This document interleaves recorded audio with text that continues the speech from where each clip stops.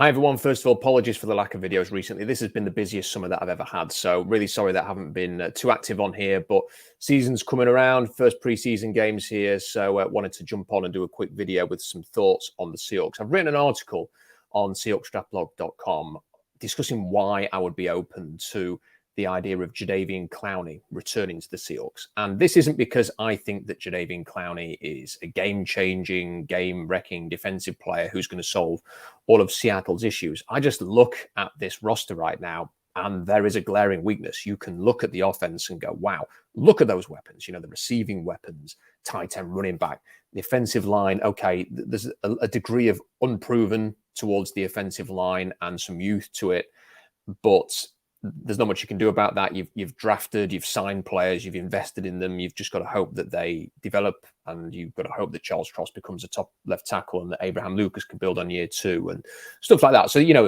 there's nothing you can do really about that. The offense looks as set as it possibly can be, and it's exciting, and it's an offense that, if at least on paper, compares well to anybody else in the NFC. And then you look at the defense, and they look deep at cornerback. You've got to say they look really good there. They've invested in the safety position, as we all know. They've invested in the linebacker position. They have outside backers, pass rusher types for their scheme. And they've got a good chunk of players there who can rotate in and have an impact. And there's reasons to be optimistic about the pass rush moving forward as a consequence of that. And, if we're just talking about the pass rush, Draymond Jones is the kind of three technique / interior rusher that they've been missing for a number of years. So fingers crossed that he can come in and justify the big signing, and that he can be that missing piece there. They just don't seem to have much sand in the pants, so to speak, up front. They have got rid of everybody on the defensive line. Yes, I think it's a real positive to be able to bring in Jaron Reed and alongside Draymond Jones, and I like those two signings, but I would have liked those two signings more as additions rather than we are going to get rid of literally everybody else, and now it's these two, and then Mario Edwards on the cheap. Because to me, that's not even the biggest problem. It's not the biggest problem that Jaron Reed's going to be your nose tackle. I don't think that's his.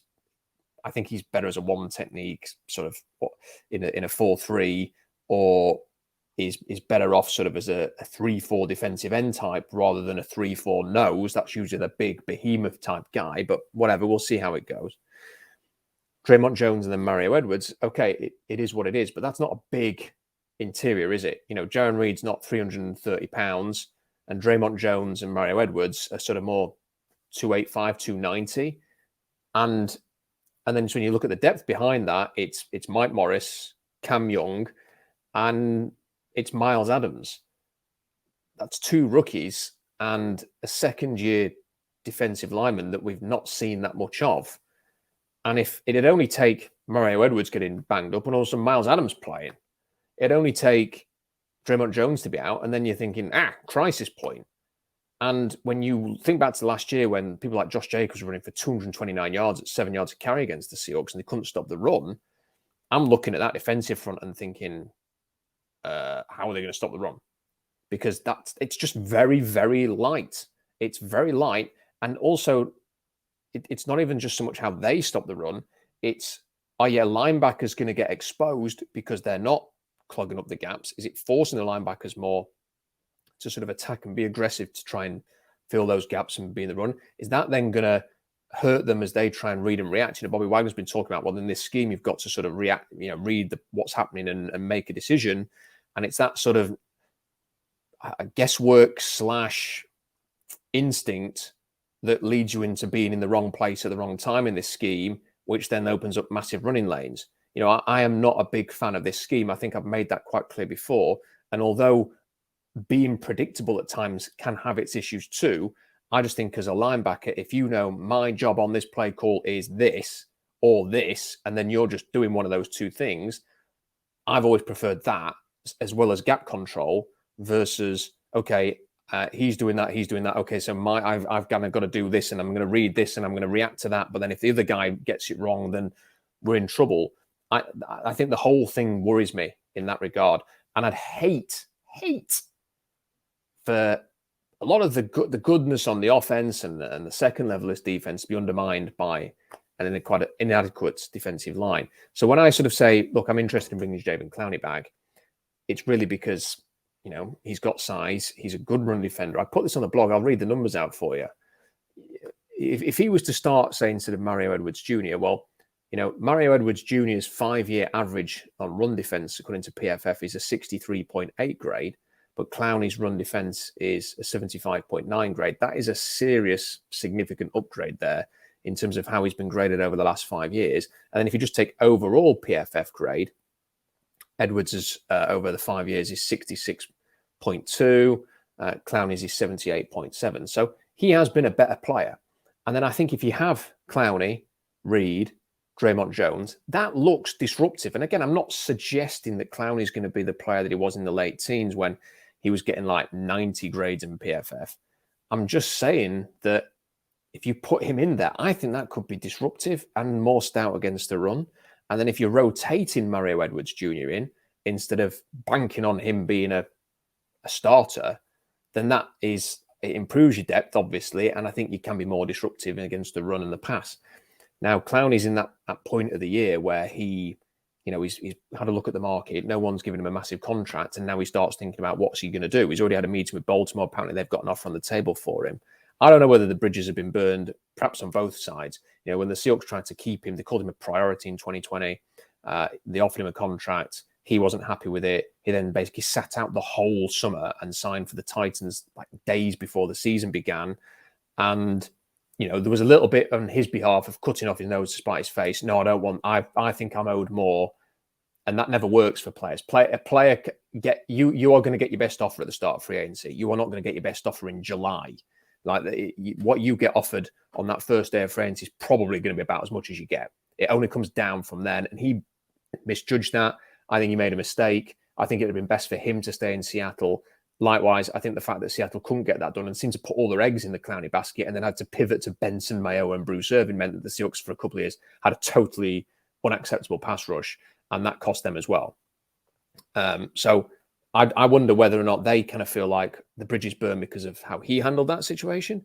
And I wonder if he feels the situation is they can't get back together because he's not happy with how Seattle dealt with that situation. So both parties are unhappy. We never hear Clowney linked with a return to Seattle. It never even gets touted, which makes me think that it probably isn't going to happen, that there's just too much bad blood there or whatever. And the Seahawks have always been willing to bring people back. I mean, look at their history in that regard. So the fact that they never even seem to be linked with him makes me think it's non-starter. It's never going to happen again. But I would be open to it. As I say, there's not many options out there. There's not a big nose tackle just sitting waiting for the call. There's not obvious trade chips. If you look across the depth chart, I've looked at the Owl Lads depth chart. There's not a lot of options there to say, okay, well, maybe they could do a deal for him or maybe they could swap this player for that. They are going around. If you notice at the moment, if you follow like people like John Boyle on Twitter, when he puts in the Seahawks have made a move here, they've waived this guy and they've signed this guy, they're basically bringing in a new nose tackle every other day at the minute to have a look. And it does feel a little bit like like Marge and the Simpsons flicking through the thrift store looking for a second Chanel dress. That's kind of what they're doing. They think, oh, we've got to find someone. Just keep looking. We'll turn over every stone to try and find the random nose tackle who can do a job for us. And they just ain't finding that guy. And that worries me a little bit. It worries me a little bit. But Clowney is available. He is out there. He has got good run defense. Even if he's a less effective pass rusher than he used to be, he has got run defense. Maybe he don't want to play in this team. Maybe he don't want to play 5 technique defensive end. Maybe he wants to play edge. Maybe he wants to come screaming off the edge and just be a pass rusher. And if that's the case, then it probably ain't going to work for him in Seattle. But I don't know. I'd be open to having a conversation with him and seeing if he can work this out. They've got about $11 million to spend. They can incentivize a deal so that some of that money comes out next year. They can do that. They've done that with other players, done it with Geno Smith. So they could do that if they really wanted to. They've been very aggressive elsewhere on the roster to put a roster together that can be competitive. I just think this is it could cost them. The defensive line could cost them. And if you are going to be, that aggressive elsewhere, why wouldn't you be like aggressive across the board and try and get, this defensive line sorted to give yourself the best possible opportunity this year to have a go, if that's what the intention is, and not to sort of, say, okay, next year is the year, which is, I'm open to that approach, but I don't get the sense that the Seahawks are open to that approach. And the other option they've got, if they wanted to create a bit more cap space, is to do what I've been saying they should have done for a while now, and that's go to Jamal Adams, who we still don't know when he's going to be back. He may, I would guess he's going to start the season on the pup list, which means he will miss the first 6 games. If you're missing, he's on $18.1 million. The safety market has collapsed. He's easily the highest paid player on the team. I don't think there's anything wrong with going to him and saying, look, can we shave some money off this cap hit? Because if you threaten to cut him now, yes, there'd be the dead cap hit for next year, and they want to avoid that and all of this. I get all of that, although they've taken on big cap hits before, e.g. Russell Wilson. I get they don't want to take on a big, huge dead cap hit. But the point is if they did cut him, he ain't getting anywhere close to $18.1 million on the open market. The chances are, with the seriousness of his injury, he might not get a job this season. And if he does, it would be for a very, very small amount. And he might end up being a bit part player on somebody else's roster towards the end of the year, or trying to come in, maybe a team like the Ravens or someone, give him a chance later on when he's healthy to come in and see if he can make a fit. And then that's up to him to whether to prove that. But he ain't getting anywhere near $18 million if you cut him. That's the point. It's not, whenever you talk about Jamal Adams, people get very sensitive about this. The point here is just financial sense from the Seahawks. It doesn't make any sense for him to be taking up $18.1 million. I would go to him and say, listen, you've had a really serious injury here. We need some cap space. Can we convert some of this salary to incentives that are going to push into next year? And that way you are protected. So that if he does come back and play, he earns that with his play and his performance. But if he don't come back and injured, he helps the team a little bit here because he's giving you a bit of money to go and add a defensive lineman, whether that's Clowney or somebody else. And if he says no to that, you kind of think, well, I'm not being funny. Are you a team player or not?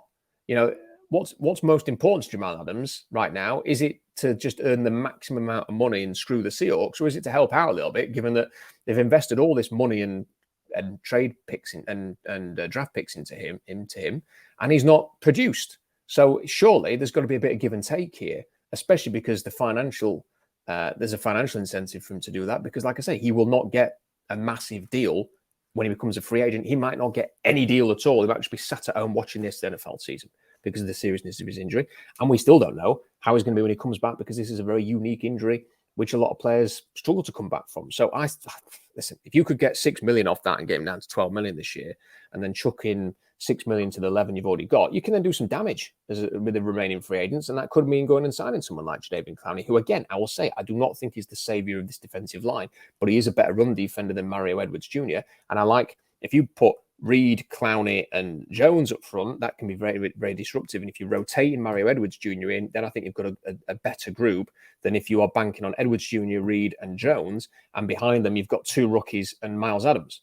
That's a concern for me. That worries me a little bit. So anyway, that's my thoughts. What do you think about all of this? How do you think they could maybe improve the defensive line? Are you open-minded to Clowney potentially coming back? It is the Minnesota Vikings game tonight. It's a 3 a.m. kickoff here in the UK. I am going to watch it, and we'll have some thoughts on the blog afterwards. We are going to do a stream on Sunday where Robbie and I, potentially Adam, but definitely Robbie and I, will get into it and discuss what we saw against the Minnesota Vikings. Please subscribe to the channel if you haven't already, because there's going to be lots more videos. Things kicking into action now. Things are getting going with the NFL season. So we're going to have a lot of videos coming up, a lot of draft talk, a lot of Seahawks talk. This is the best place for Seahawks chat after the games as well, with our instant reaction.